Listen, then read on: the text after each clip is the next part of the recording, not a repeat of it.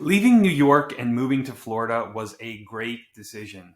My name's Tony Pajunin, and this is my story about how I really was struggling with the decision of leaving New York until what happened with 2020 and how the world changed. And I knew I didn't want to live in New York forever, but I didn't know when exactly or what the right timing was for when I actually wanted to move.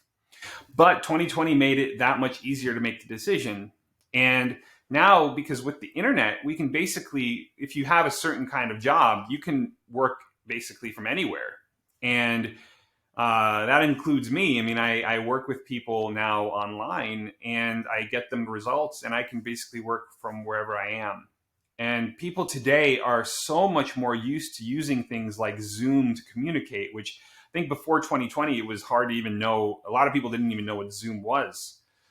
And the biggest draw for me to live in New York originally was the amount of people, because I thought there were so many people who I could help with their mobility issues because there are so many people in New York.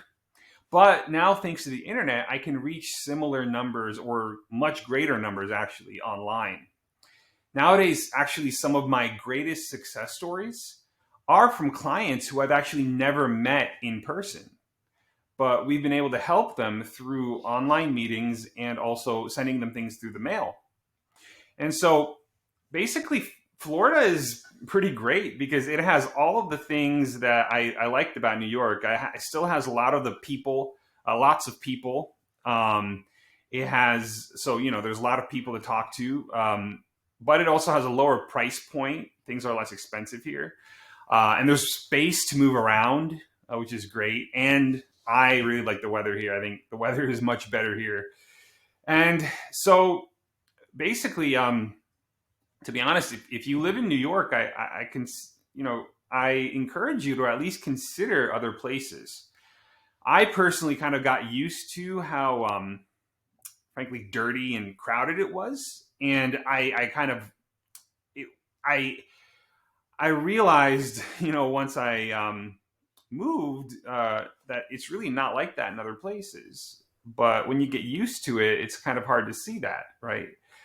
So it's always good to be open to changing your living situation or where you live, the location of where you live. And don't just settle for putting up with things that you don't like just because it's easier. Moving is hard work, it's true, but it can be very rewarding. So basically, I really struggled with the idea of when I was going to move from New York. But 2020 and everything that happened, the world changed. It made it a lot easier. And now I can actually talk to people much, much more easily online than before. And I can actually help people. Some of my greatest success stories are from people I've never actually met. And yeah, I'm having a great time here in Florida. So basically, let me know, do you like where you live, or would you rather move away and start something new for yourself? Let me know also what your ideal location to live would be and what city you live in now. And also, what do you do for a living? And once you let me know all those things, I can actually try to give you some guidance in what your next steps could be on making your move to where you really want to live a reality. So, anyway, that's my story for today, and I hope you do consider where you're living and maybe consider if it's the best place for you to live. I know that once I moved, I had a great experience. So, let me know in the comments where you'd really like to live and what city you live in now, uh, and I'll let you know whether or not, or I'll let you know how best I think you could maybe make that move to where you really want to be. All right. So that's it for today, and I'll talk to you next time. Thanks for watching.